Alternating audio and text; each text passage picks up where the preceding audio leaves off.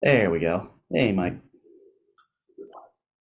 I think Jay is at a meeting in DNR, he said. So Okay.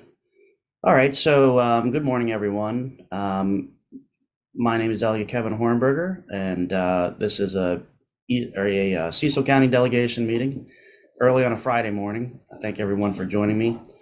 We're still waiting for a couple members to hook up with us here. I don't know if we have a quorum now or not, but we will give them another minute or two to jump on. And then in the meantime, we can jump down to number 2 on your agenda. So if you have your agenda in front of you, this is the funding considerations for discussion. Again, not voting on these, just going to go over them very quickly, and I hope that some other members hop on. The first item is North Bay. This is letter A. North Bay has had a tremendous amount of success. Here we go, another member. Advocating for dollars in the budget over the last few years. If you remember, about 5 years, they came to us and said that they were kind of in dire financial straits. We were able to have them present to the Eastern Shore delegation. Thank you, Delegate Ahrens, for doing that a number of years ago. They also came and met with individual members. They hired a lobbyist, and they have now attracted a lot more of statewide attention. And this year, they asked for money for in the operating budget and the capital budget. I think for an aggregate of around $6 million. Now that is a big ask, but they have been successful so far, and they're offering a lot of value statewide to sixth graders throughout every jurisdiction to come and do outdoor education, and they're located within the Elkton State Park property. So I know that's a big ask. I don't think that it's going to cut into any of our other asks for Cecil County, but are there any questions or concerns about the North Bay funding request? Okay, any opposition to a support letter?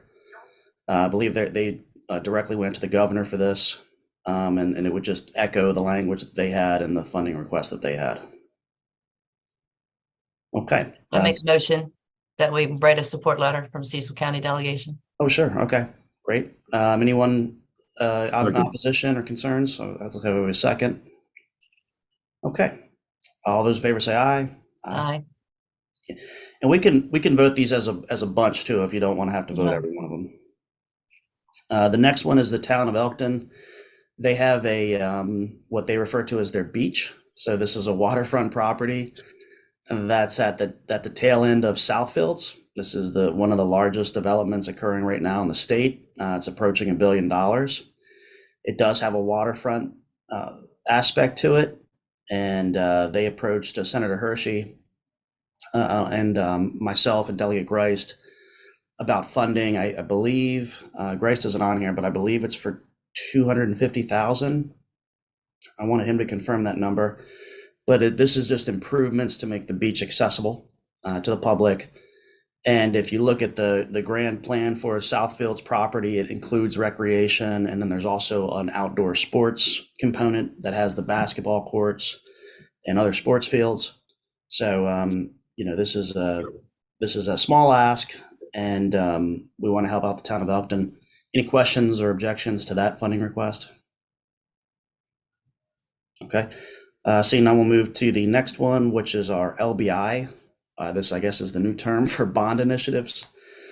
And we were approached by the Perryville American Legion. If you remember last year, we had success with the Port Deposit VFW. We were able to secure $95,000 for them in the form of a bond request. They have already executed those monies and improved their facility. And we were approached this year by the Perryville American Legion they had originally asked for 1.5, and dealing with Delegate Greist, he said 1 million is a little bit more realistic to request. And that would cover a new roof, expansion and repaving of the parking lot, and kitchen and dining hall upgrades. So we have entered that request. I'd like to thank Delegate Griffith and Delegate Greist for co-sponsoring that. And the American Legion is doing the final details now on populating the LBI form. It's a little bit of a change from process from previous years. So any questions or concerns on the LBI? Okay, great. I had a question on that one. Mhm. Did did you request cross file on that on the Senate side? I'm trying to recall if I saw it because I know the deadline's today. Yeah, so Dan sent that over to you and Hershey's office. Dan, yep. Okay, I just want to make sure we get that in today if it's not already. I'll double check on our end. Okay, great. Yeah, appreciate your support. And again, that's located in Perryville. The next item, this was actually brought to our attention by a lobbyist, and this deals with Fair Hill, the racetrack, not the racetrack that's used by the 5-star or the International. This is the practice track, which is on the other side of the state highway. That track's around 15 years old. It is used for training purposes, and there is a $4 million request in the capital budget to resurface that track. It needs a lot of attention. I've visited it twice in the past, and we've also been offered as a delegation to come and take a tour of the training facility that supports Fair Hill and all the tenants that are located there. $4 million, again, it's a big ask, but it is dollars that will be invested in a state-owned property on Fair Hill. So if you need more background on that or are interested in a field trip, we're willing to help organize that, but we think it would go a long way and upkeep. And also, as you all know, we are the #1 horse per capita jurisdiction in the state. So we want to make sure that we're supporting racing and all the equine activities that are associated with it. Any questions or concerns on that? Okay. The next item that we have is this came from the county government. The county government had a number of asks, all in total, they're between $8 and $10 million. Most of them were infrastructure related. After working with Delegate Greist, we kind of winnowed that down to one priority. I've also spoken with the county about this, and they've identified this as their highest priority. This is for the Cecil County Sheriff's Office entryway. Gantry, I believe, is the term they use. And it's basically to make a secure envelope for visitors, et cetera, intake of prisoners to come into the building in a secure manner. And it's for a total of $1.5 million.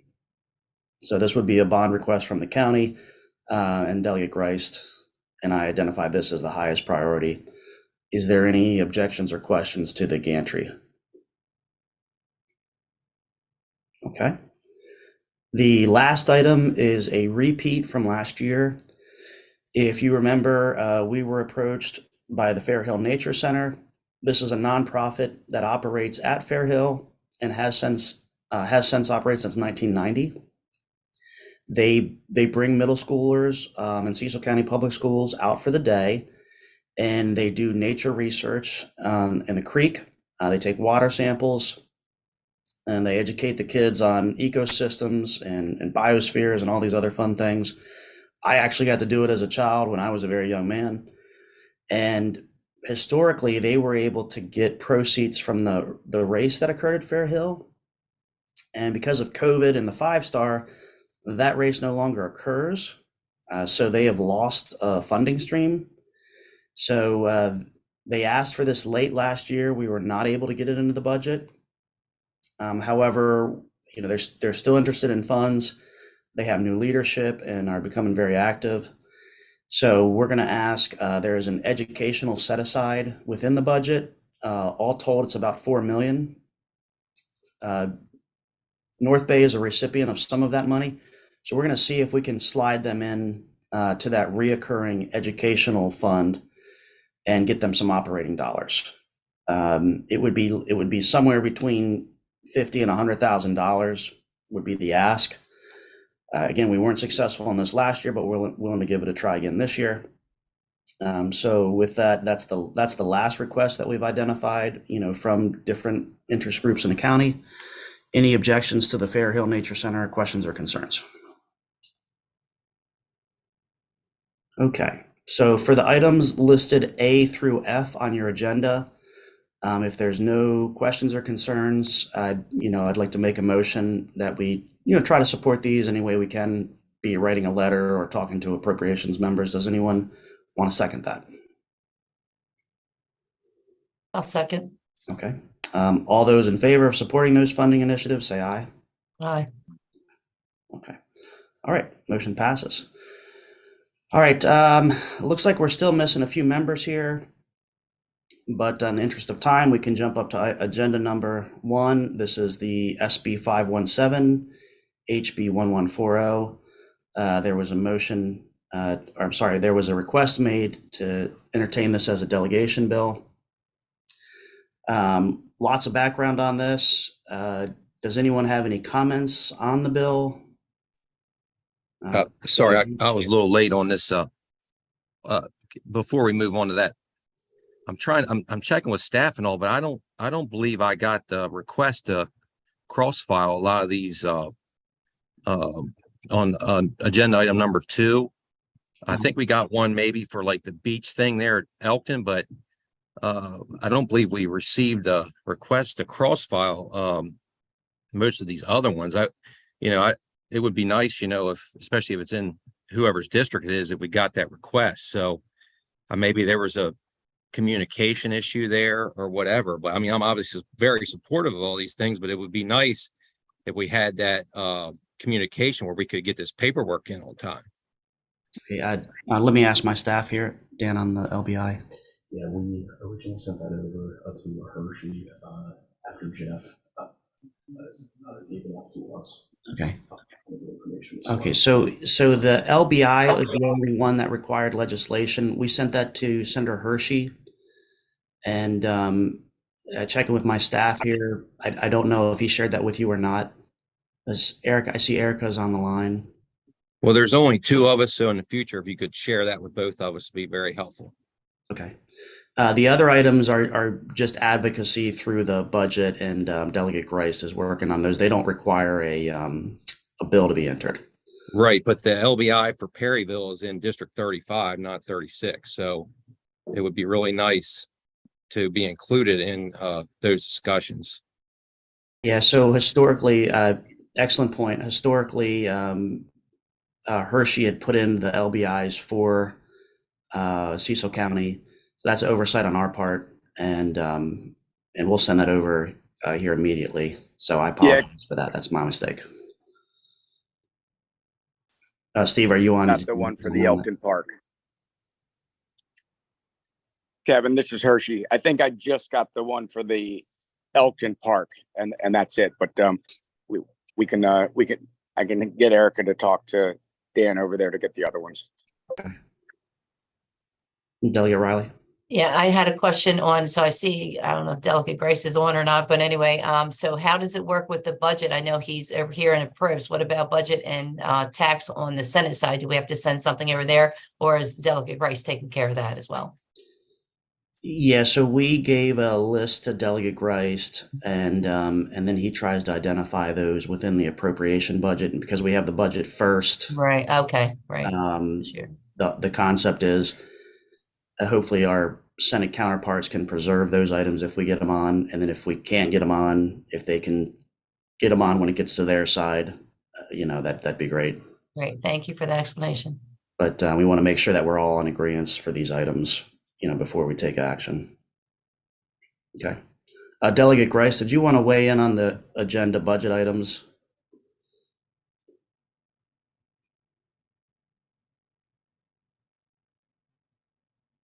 I think he's having a problem there getting off mute. Okay, I talked to my staff here. Dan, you've sent that over to. Okay. Yeah. Great. Okay, so a move second and voted on for the budget request. Any other comments on the budget items or objections? Okay. All right, so let's jump back up to agenda number item 1. Now that we have some additional members that have hopped on, I think we're still missing Delegate Jacobs. As I said, he won't be here. He's a DNR. Okay. All right, so agenda number one, this is SB 517, HB 1140. There's been a request to make this a delegation bill. This deals with the Port of Deposit State Park. Any questions or comments on the bill? I just had one thing to add. I thought Delegate Riley did a terrific job explaining it last week. I'm glad to be back and part of the discussion on that. I wasn't away very long, as you know. And one thing we are just in the last couple of days decided to do is add the Tome School back in for it kind of been excluded. That was a request of different folks that had favorable with amendment comments. Okay. So whatever, that, and then the DNR amendments, one did push the year back, I think a year, and then some technical stuff was the first DNR amendment. So that's a current, hopefully the current and final posture. Okay, yeah, so just to clarify, the DNR amendment, I believe, pushed it out 3 years, 2 or 3 years. Dan, can you bring that up on the shared screen? I don't think conceptually that anybody is It's 2025. Yeah, 2025. Thank you, Delegate Riley. Welcome. I will add an echo to that, Senator Gallion. Thank you for that background. The report that was generated by the DNR and submitted to the legislature did request that the Tome School be preserved. And it also said that some more time was necessary for testing. I don't think anyone is opposed to more time, and I don't think anyone's opposed to additional testing. And I think there's consensus on keeping the Tome School within the property portfolio. And then also, just to clarify here, because the bill that you had entered does 4 things, are you interested in preserving the floor of 120 acres? Ceiling of 150? At this time, just a ceiling. I mean, I think we should have flexibility on that. So that wasn't changed through the bill that we submitted. I mean, the bill we submitted had removed the minimum acreage, I believe, and I want to leave it that way to keep things flexible. Okay. And then the bill does 4 things as proposed. Sets the floor to 0, pushes out a date. I think we've got consensus on the pushing out of the date via the DNR amendment. Removes the Tome School, which we've already said to put back in, and then the last item, Dan, if you could refresh my memory. What's the last item that the bill does? Snow Hill stays in it. Snow Hill stays in. Yep. Okay. So what I don't think that there's any opposition to what you've proposed. I think that's a good compromise. Could we get a amendment put together to vote on? That it's being drafted, so we have to wait. Yeah. I have to wait till the Senate's done. It's already dropped, but then as soon as they get it, we'll just cross file it the same over here. I have the DNR. We just requested that yesterday. Okay, great. I don't think there's, I let the other members speak. I don't think there's opposition to more time. I think that's a smart compromise. Just as some background, I have reached out to the Navy directly and posed some of the questions to them about the MOU. I know there was a lot of back and forth about the MOU.